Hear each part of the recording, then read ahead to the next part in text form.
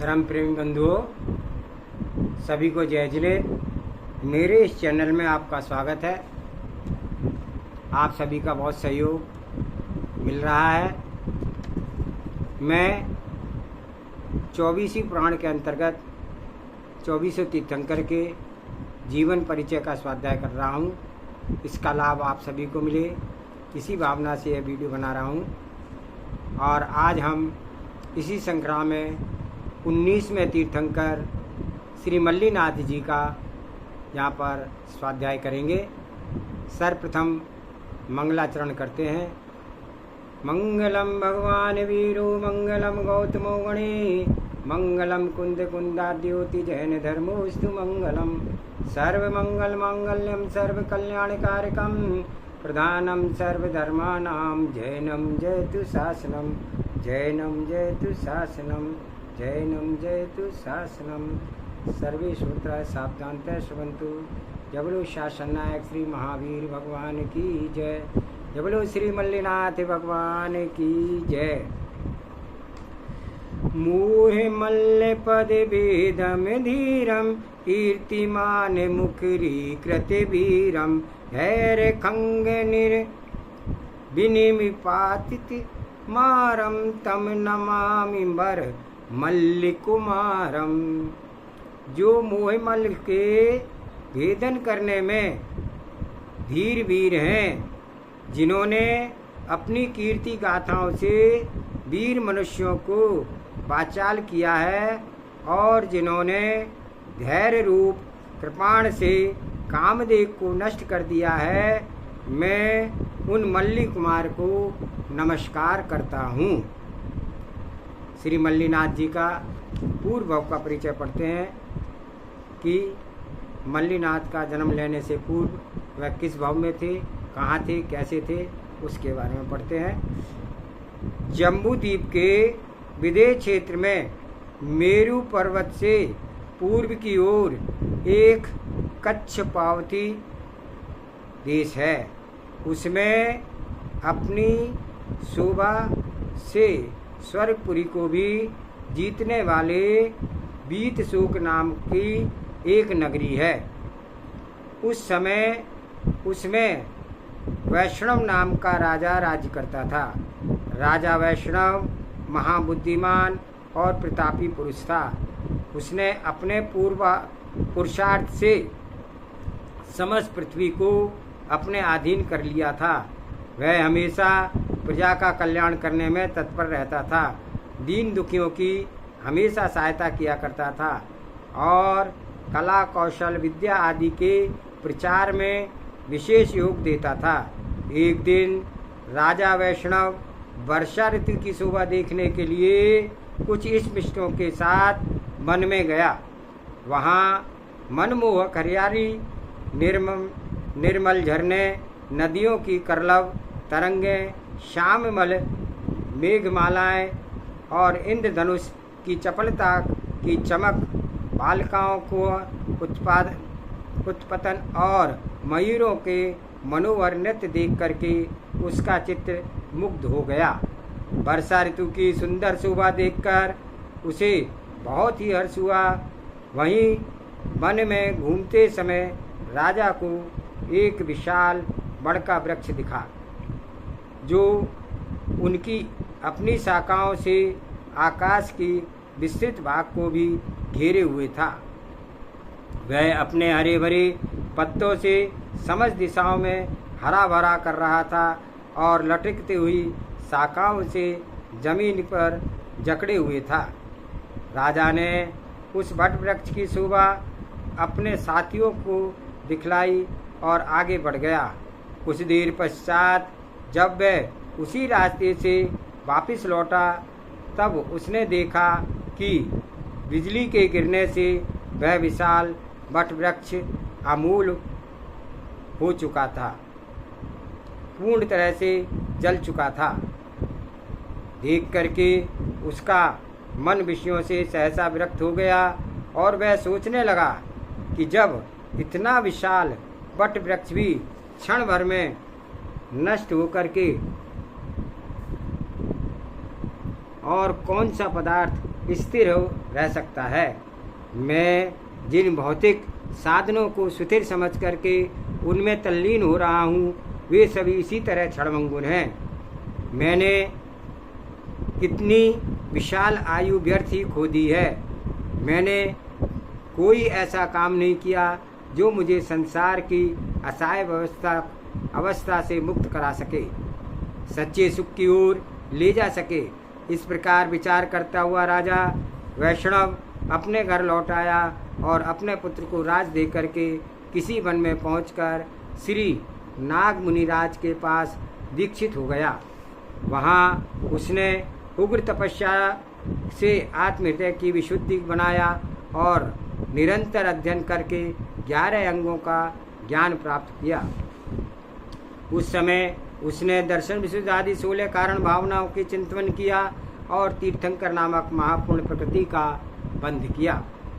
जब आयु का अंत समय आया तब उसने संलेखना पूर्वक शरीर का परित्याग किया, जिससे वह अपराजित नामक अनुत्तर विमान में अहमिंद्र हुआ।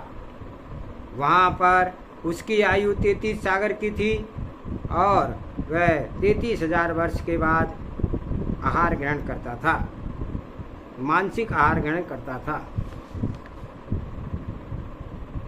उसका शरीर एक हाथ ऊंचा था, शुक्ल लेश्या थी और वह 33 पक्ष के बाद श्वास लेता था। उसे जन्म से ही अवधि ज्ञान प्राप्त था, जिससे वह लोक नाड़ी के अंत तक की समस्त बातों को स्पष्ट जान लेता था। वह प्रविचार स्त्री संसर्ग से रहित था और उसे काम सताता नहीं था। वह निरंतर तत्व चर्चा आदि में ही अपना समय व्यतीत करता था। यही अहमिंद्र आगे चल करके मल्लिनाथ तीर्थंकर होंगे। कब और कहाँ पर होंगे तो उनका वर्तमान परिचय अब हम पढ़ते हैं। जम्मू द्वीप के भरत क्षेत्र के बंगला नामक देश है। मिथिला नाम की एक नगरी उसमें है। उस देश के उर्वरा भूमि में हर प्रकार की शस्य की उपज होती है। वहाँ किसी समय इक्ष्वाकु वंशीय कश्यप गोत्रीय राजा कुंभ राज्य करते थे। उनकी महारानी का नाम प्रजावती था। दोनों दंपत्ति सुख से समेत व्यतीत कर रहे थे। ऊपर जिस अहमिंद का कथन हम कर चुके हैं, उसकी आयु जब अपराजित विमान में केवल 6 मास की बाकी रह गई थी, तब रानी प्रजापति के घर पर कुबेर ने रत्नों की वर्षा करनी शुरू कर दी थी। चैत्र शुक्ला प्रतिपदा के दिन अश्विनी नक्षत्र में रात्रि के पिछले पैर में जब उसने हाथी आदि 16 सपने देखे और मुख में प्रवेश करते हुए देखा, तब सुगंध सिंदूर मस्त हाथी को देखा। उसी समय उस वक्त अहमिंद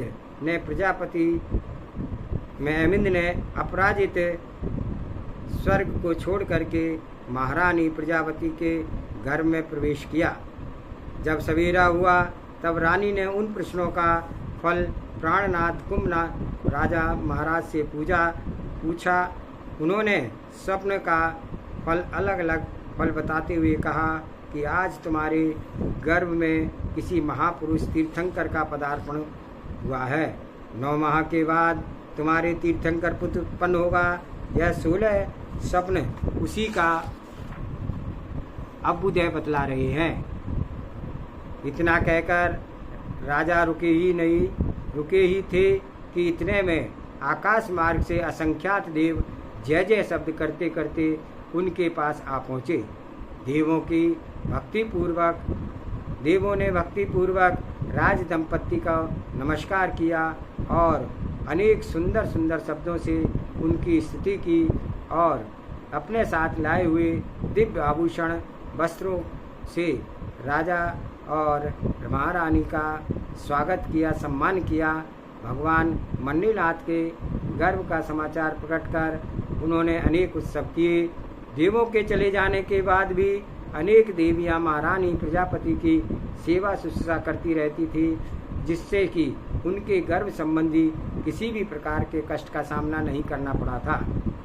धीरे धीरे जब गर्भ के 9 माह बीत गए तब मार्गशीर्ष शुक्ला एकादशी के दिन अश्विनी नक्षत्र में रानी ने ऐसे पुत्र रतन को जन्म दिया जो कि पूर्ण चंद्र के समान चमकता था, जिसके सब अवयव अलग अलग विभक्त थे और जन्म से ही वह मति श्रुति और अवधि ज्ञान से विभूषित था। उसी समय इंद्र आदि देवों ने बालक को मेरु शिखर पर ले जा करके क्षीर सागर के जल से उनका कलशाभिषेक किया। बाद में घर आकर के माता पिता को गोद में सौंप दिया और इंद्र ने तांडव नृत्य आदि अनेक उत्सव से उपस्थित जनता को आनंदित किया। जन्म का उत्सव समाप्त कर देव अपने अपने स्थान पर चले गए। राजभवन में बालक मल्लीनाथ का उचित रूप से लालन पालन होने लगा। क्रम क्रम से बाल और कुमार अवस्था के व्यतीत कर जब उन्होंने युवा अवस्था का पदार्पण किया तब उनके शरीर की आभा बहुत ही सुंदर हो गई थी। उस समय उनका सुंदर सुडौल शरीर देख करके हर किसी की आंखें संतृप्त हो जाती थी।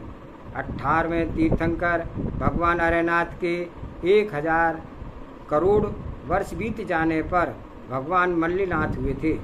उनकी आयु भी उसी के अंतराल से युक्त थी। 50,000 वर्ष उनकी आयु थी। 25 धनुष ऊंचा उनका शरीर था और स्वर्ण के समान उनकी कांति थी। जब भगवान मल्लीनाथ की आयु 100 वर्ष की हो गई तब उनके पिता महाकुंभ ने उनका विवाह की तैयारी की। मल्लीनाथ ने विवाह उत्सव के लिए पूर्ववासियों ने मिथिलापुरी को खूब सजाया और अपने द्वारों पर मणियों से बंधन मालाएं लगाई। मकानों की शिखरों पर पताकाएं फहराई गई। मार्ग में सुगंधित जल की सींचा गया, फूल बरसाए गए और बीजों से शब्दों से नभ गुंजायमान कर रहा था। राजमहल के विरज स्थान पर बैठे हुए सोच रहे थे कि विवाह एक मीठा बंधन है। मनुष्य इस बंधन में फंस करके आत्म स्वतंत्र के सर्वथा वंचित हो जाता है। विवाह एक प्रचंड पवन है जिससे प्रबल झकोरों से प्रशांत विषय वाहिनी पुनः उद्दीप्त हो उठती है। विवाह एक मल्ली मर्दन है जो कि आत्म क्षेत्र को सर्वथा मलिन बना देता है। विवाह को सभी बुरी दृष्टि से देखने आए हैं और यह भी बुरी चीज़ है, तब मैं क्यों व्यर्थ में इस जंजाल में अपने आप को फंसा रहा हूँ। मेरा विश्वास है कि विवाह मेरे उच्च विचार एवं उन्नत भावनाओं पर एकदम पानी फेर देगा। विवाह मेरी उन्नति का मार्ग में एक अचल पर्वत की तरह बाधक बनकर खड़ा हो जाएगा। इसलिए मैं आज यह निश्चय करता हूँ कि अब मैं इन भौतिक भोगों के आसक्त ना होकर के शीघ्र ही आत्म आनंद की प्राप्ति के लिए प्रयत्न करूँगा। उसी समय लोकांतिक देवों ने उनके उच्च आदर्श एवं विचारों का समर्थन किया, जिससे उनका वैराग अधिक प्रकर्षता को प्राप्त हो गया। अपना कार्य समाप्त कर लोकांतिक देव अपने अपने स्थान चले गए और सौधर्म आदि इंद्र ने आकर के दीक्षा कल्याणक के उत्सव करना आरंभ कर दिया। भगवान मल्लीनाथ के आकस्मिक विचार परिवर्तन से सारी मिथिलापुरी में क्षोभ मच गया। उभय पक्ष के माता पिता के हृदय पर भारी ठेस पहुंची, पर उपाय भी क्या था। विवाह की समस्त तैयारियां एकदम बंद कर दी गई। उसी समय नगरी में श्रृंगार और शांत रस का अद्भुत समर हो रहा था कि अंत में शांत रस ने श्रृंगार को धराशायी बना करके सब ओर अपना आधिपत्य जमा लिया था। देवों ने भगवान मल्लीनाथ का अभिषेक कर उन्हें अच्छे अच्छे आभूषण वस्त्र पहनाए और दीक्षा अभिषेक के बाद देव निर्मित जयंत नामक पालकी पर सवार होकर के श्वेत वन में पहुँचे और वहाँ 2 दिन का उपवास प्रतिज्ञा लेकर के मगशिर शुक्ला एकादशी के दिन अश्विन नक्षत्र में संध्या के समय 300 राजाओं के साथ नग्न दिगंबर हो गए और वस्त्राभूषण उतार करके फेंक दिए, पंचमुष्टि के श्लोच किया और दीक्षा धारण करते ही मन प्रज्ञान को प्राप्त कर लिया। तीसरे दिन वे आहार के लिए मिथिलापुरी में गए। वहाँ उन्हें नंदीसेन ने भक्तिभाव पूर्वक आहार दिया। पात्रदान से प्रभावित होकर के नंदीसेन के यहाँ पर देवों ने पंचाश्चर्य प्रकट किए। आहार लेकर के भगवान मल्लिनाथ पुनः वन में लौट गए और आत्म ध्यान में लीन हो गए। दीक्षा लेने के 6 दिन के बाद ही उसी श्वेत वन में अशोक वृक्ष के नीचे मगशिर शुक्ला एकादशी के दिन अश्विनी नक्षत्र में प्रातः के समय दिव्य ज्ञान केवल ज्ञान प्राप्त हो गया। उसी समय इंद्र ने आदि देवों ने आकर के केवल ज्ञान कल्याणक का उत्सव मनाया। इंद्र की आज्ञा पाकर के कुबेर ने समोषण की रचना की, धर्म सभा की रचना की और उसके मध्य में विराजमान होकर के भगवान मल्लिनाथ ने अपना 6 दिन का मौन भंग किया। दिव्य ध्वनि के द्वारा सप्त तत्व, 9 पदार्थ, 6 द्रव्य आदि का विवेचन किया। उन्होंने चारों गतियों के दुखों का वर्णन किया, जिससे प्रभावित होकर के अनेक नर नारियों ने मुनि आर्यिका और श्रावक श्राविका के व्रत धारण किए। उनके समवसरण में विशाखा आदि 28 गणधर थे, 550 11 अंग और 14 पूर्व के ज्ञाता मुनि थे, 29,000 शिक्षक मुनि थे, 2,200 अवधि ज्ञानी मुनि थे, 2,200 केवल ज्ञानी मुनि थे, 1,400 वादी मुनि थे, 2,900 विक्रिया रिद्धि धारक मुनि थे और 1,750 मन प्रज्ञानी मुनि थे। इस तरह सब मिलाकर के उनकी सभा में 40,000 मुनि थे और बंधुसेना आदि 55,000 आर्यिकाएँ थी, 1 लाख श्रावक थे, 3 लाख श्राविकाएँ थी, असंख्यात देव देवियाँ और असंख्यात त्रियंच उनके समवसरण में थे।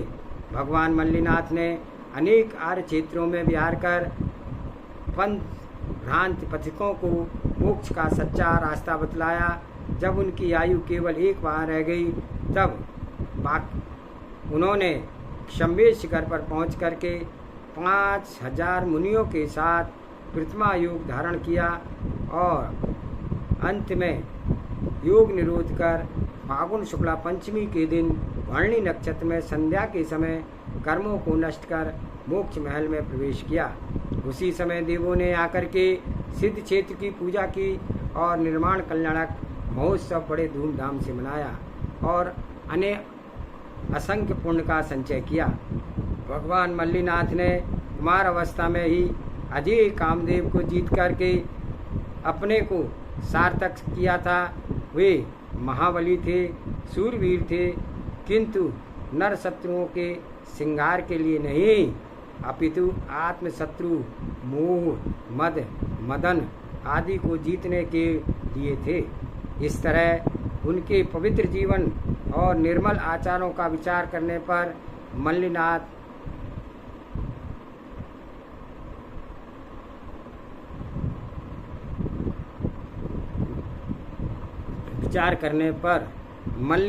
स्त्री थे, यह केवल कल्पना है। आपका चिन्ह कलश का था। इस प्रकार भगवान मल्लिनाथ का जीवन परिचय हमने पढ़ा। कुछ लोग मल्लिनाथ को जो है स्त्री मानते हैं, ऐसा ये कल्पना मात्र है, ऐसा सत्य नहीं है, ऐसा यहाँ पर बताया गया है। भगवान मल्लिनाथ ने शीघ्र ही अपने केवल 6 दिन के समय में ही केवल ज्ञान को प्राप्त कर लिया था। इतनी विशुद्धि उनके हृदय में थी। हम सभी मल्लिनाथ भगवान को बारंबार नमोस्तु करते हैं। जय बोलो मल्लिनाथ भगवान की जय। आप सभी से अनुरोध है, आप वीडियो को लाइक करें, शेयर करें, सब्सक्राइब करें और जन जन तक इसको पहुंचावें, ताकि जैन धर्म के तीर्थंकरों के बारे में सभी ज्ञान प्राप्त कर सकें। जय जिनेन्द्र, जय जिनेन्द्र, जय जिनेन्द्र। जा वाणी के ज्ञान से सूझे लोकालोक, सो वाणी मस्तक नमो सदा दे तू दो। हे जय वाणी भारती तो जपो दिन रैन, जो तेरी शरणागे सो पावे सुख चैन। जबलो द्वार सांग जिनवाणी माता की जय।